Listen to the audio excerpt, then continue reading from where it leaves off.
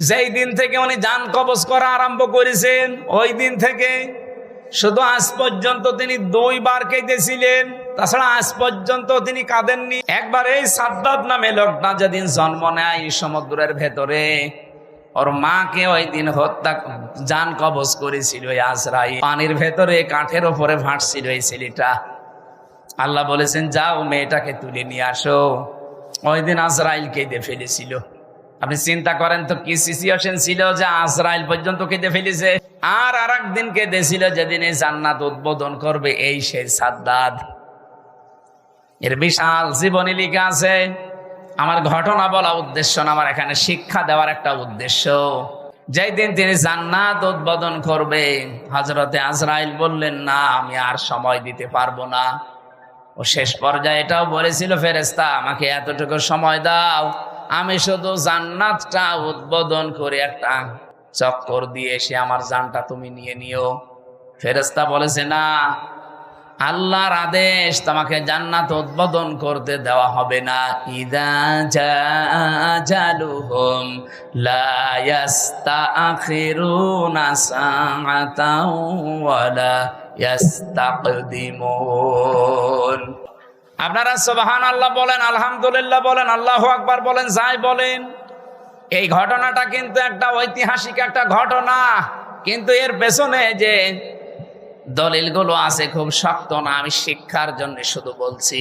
এদিকে থাকা জান্নাতের গেট, মেন গেটে দাঁড়িয়ে ভেতরে যাবার জন্য ঘোড়ার পিঠ থেকে জোর করে হলেও তিনি লাফ দিয়েছিলেন, কিন্তু পারেন না। জান্নাতের চৌকাঠ স্পর্শ করার আগেই ঘোড়ার পিঠ থেকে বাইরে পড়ে গেছে। মুফাসসির বলেন কেন সে জান্নাতের চৌকাঠ পর্যন্ত স্পর্শ করতে পারলো না জানো? কারণ ওই যে বিধবা একটা এতিম মেয়ের বরদোয়া ছিল। আপনি বলেন তো এখান থেকে কি পেলেন? এত বড় বিশাল শক্তিশালী বাদশাহ তার স্বপ্ন পূরণ করার জন্য কি করেছে আপনি বলেন? 22,000 শ্রমিক কাজে লাগিয়েছে, 20 বছর একাধারে শ্রম দিয়ে বানিয়েছে, মনের মতো করে সাজিয়েছে। সেদিন উদ্বোধন করবে পারে নাই শুধু একটা মেয়ে লোকের, এতিম অসহায় বিধবা এই মেয়ে লোকটার বরদোয়া লেগেছিল যে আমার শেষ সম্বলটুকু যে কেড়ে নিল তার স্বপ্ন তুমি পূরণ করতে দিও না। আপনি রাগ করলেও এবার বলবো 15.5 বছর যারাই ছিল এরাও তো বিভিন্ন স্বপ্ন নিয়েছিল। কথা বলেন না কেন? কেউ বলেছিল যে 21 সাল হয়ে গেল, 21, তারপরে বলছে না 41 সাল হয়ে গেল, তারপরে বলে না 71 সাল। আমার মনে হয় একেবারে চলে যেত কিয়ামত পর্যন্ত। আপনি যে আশা নিয়ে এগিয়ে যাচ্ছিলেন, ওই মহিলার শুধু একটা বরদোয়া যদি থাকার কারণে এত বড় বাদশার স্বপ্ন সাত পূরণ না হয়, আপনারা যা করেছেন 15.5 বছরে একটা দুইটা না কত মানুষের শেষ সম্বল কেড়ে নিয়েছে। আপনি নিজের থেকে বলেন, সিলেটের ইলিয়াস আলী আজ পর্যন্ত পাওয়া গেল না লোকটারে।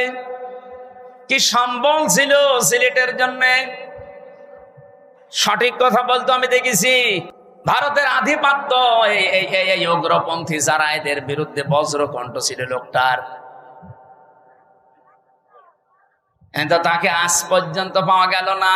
তার পরিবারের তার ছোট্ট মেয়েটা আমি দেখেছিলাম ওই দিন হাসিনার কাছে যেদিন যায় বলে আমার বাবাকে ফিরিয়ে দেন, কি মায়া কান্না করছিল যে না আমি দেখতেছি, অথচ ওই সময় তারে মেরে ফেলেছে। এত বড় নাটক আপনি করলেন। আমি ওই দিন ওনার চোখে পানি দেখিনি, কিন্তু সান্ত্বনা দেওয়া দেখেছি। আগস্টের 5 তারিখে ওনার চোখে আমি পানি দেখেছি।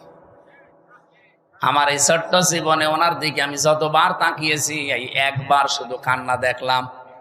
এর আগে জীবনেও কোনোদিন কেঁদেছে বলে আমি দেখিনি, শুধু একটু কান্নার ভান করেছি। আপনার পেছনে আপনার এই চেয়ারের সাথে কত মানুষের হাহাকার লেগে আছে আপনি জানেন? আমার মেয়েটার পিছন ভ্যান ধরে ঝুলছিল, এরপরও আপনার মন গলে নাই। 7 মাস আমি ওকে রেখে এসেছিলাম, বাড়ি যেয়ে দেখি একবারে 3.5 বছর হয়ে গেছে ওর বয়স। কারণ আমি একবারে 3 বছর কতদিন পরে বাড়ি থেকে গেলাম জেল থেকে। ও নিজেও আমারে চেনে না। যেদিন আমি জেল থেকে বাড়ি গিয়ে নিচতলায় দাঁড়িয়েছি, ওই ছোট মেয়েটা আমারে বলছে হুজুর আমাদের বাড়ি আসেন। ও মনে করছে এরকম হুজুর বহু আসে 3 বছরে, এটা মনে হয় হুজুরই হবে। আমি যে ওর বাবা ও জানি না, কারণ এই 3 বছরে তো জীবনে ওরা দেখিনি আমি। আমার সাথে দেখা সাক্ষাৎ পর্যন্ত, আমার যোগাযোগ পর্যন্ত বিচ্ছিন্ন ছিল। আমার আর মাওলানা মামুনুল হক আর তারেক জিয়া সাহেবের বন্ধু গিয়াসউদ্দিন মামুন ভাই, এই 3 জনের দিকে সিসি ক্যামেরা তাক করে রেখেছিল। 24 ঘন্টা আমাদের সাথে কেউ যেন না তাকায়, কথাও কেউ যেন না বলে ভয়। ওরা সব স্বরাষ্ট্র মন্ত্রণালয় থেকে বসে বসে দেখতো। ওই যে বুড়ো শয়তানটা স্বরাষ্ট্রমন্ত্রী যেটা, ওটা ওখান থেকে মনিটরিং করতো, দেখতো আমাদের সাথে কেউ কথা বললে, রিপোর্ট দিলে তার চাকরি শেষ। সিসি ক্যামেরার আওতার বাইরে থেকে দাঁড়িয়ে ওই মুখ নাড়িয়ে নাড়িয়ে দেখতাম আমার সাথে কথা বলতো কারারক্ষীরা। সবচাইতে বেশি কষ্ট দিয়েছে গিয়াসউদ্দিন মামুন ভাই রে, আর অপু সাহেব রে, তারেক জিয়া সাহেবের পিএসকে। বিশেষ করে অপু ভাই জীবনে আমার সে উপকার করেছে জেলখানার ভেতরে, আমি জীবনও বলতে পারি না।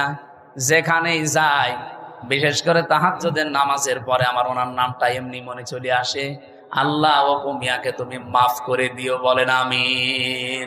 উপকার যে করেছে আমি কৃতজ্ঞতা স্বীকার করি তার। বলেন তো, আমি একটা ছোট মানুষ, ওই সময় আমার 30 বছর বয়স ছিল, এখন নাই 33।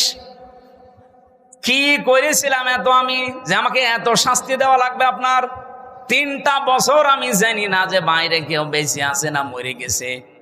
পরে বের হয়ে শুনছি আমার দাদা মরে গেছে, আমার আপন দাদা, যে আমাকে মাদ্রাসায় পড়িয়েছিল। আমি শুনলাম আমার চাচাতো এক ভাই ছিল, সে মরে গেছে। আমার একটা শালা ছিল, সেও মরে গেছে, চাচাতো শালা। আমার নানি বেঁচে ছিল, উনিও মারা গেছে। আমার নানা ছিল, উনিও মারা গেছে। একটাও আমি জানিও না, কারণ আমার কাছে কেউ খবর দিত না।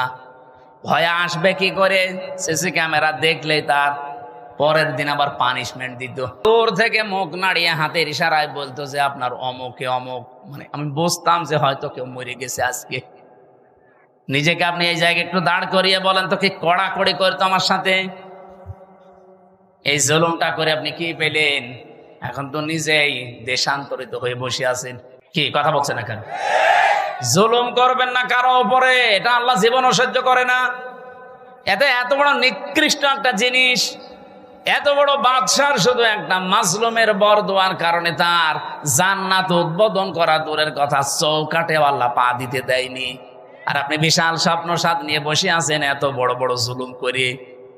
কত মানুষকে আয়না ঘরে রেখে তার জীবন শেষ করে দিয়েছেন। রিমান্ডে আমার যে মাটির নিচে নিয়েছিল, যে ঘরে ওরা নিজেরাই বলতো যে পাশ দিয়ে যেটা দেখতে পাচ্ছেন এই ড্রেন, এর ভেতরে কত মানুষকে আমরা কারেন্টের শক দিয়ে মাছের খাবার বানিয়ে দিয়েছি। এরকম অবস্থায় আপনি কি দিক দ্বারা ঠিক থাকবে আপনার? এরপরে আমার বলছে আপনাকে যা বলতে বলি, এটা যদি ম্যাজিস্ট্রেটের কাছে না বলেন, আপনার বউ তুলে নিয়ে আনবো। আপনি কত বড় ইমানদার যে এই সময় ঠিক থাকতে পারবেন বলেন?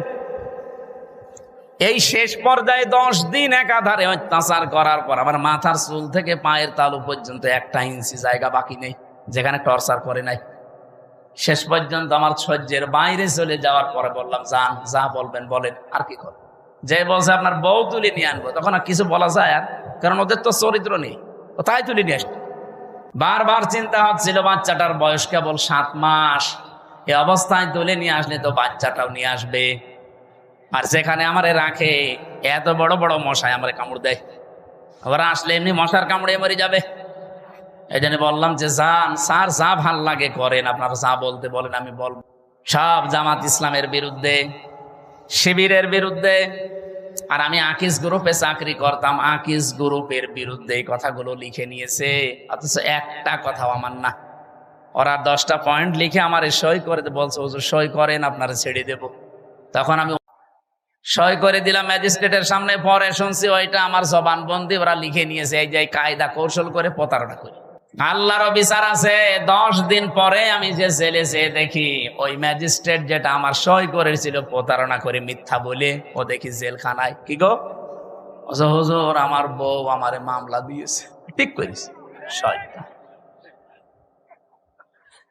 যৌতুকের মামলা দিয়েছে। এই জুলুম গুলো যারা করেছিলেন, এই জুলুমের কারণে আল্লাহ রাব্বুল আলামিন জালেমদের স্বপ্ন সাদ পূরণ করতে দেয় না। যে যত বড় বড় আশা নিয়ে রেখেছিলেন, একটা আশাও কিন্তু জালেমদের পূরণ হয়নি। আর সামনে যদি কেউ জুলুম করে তার আশাও পূরণ হবে। আরো জোরে বলেন হবে না?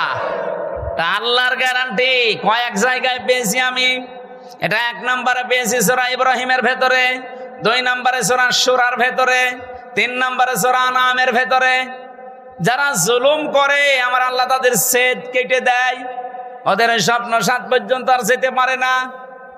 কোরআনে কারীম জানিয়েছে, সূরা আলে ইমরানের ভেতরে আছে, ইন্নামা নুমলি লাহুম লিয়াজদাদু ইসমা ওয়া লাহুম আযাবুম মুহিন। অবশ্যই মানুষের পাপ যখন সীমা ছাড়িয়ে যায়, সীমা লঙ্ঘন করে ফেলে লোকটা, তখন ওই লোকটার জন্য অপমানজনক শাস্তি আল্লাহ রেডি করে রাখে।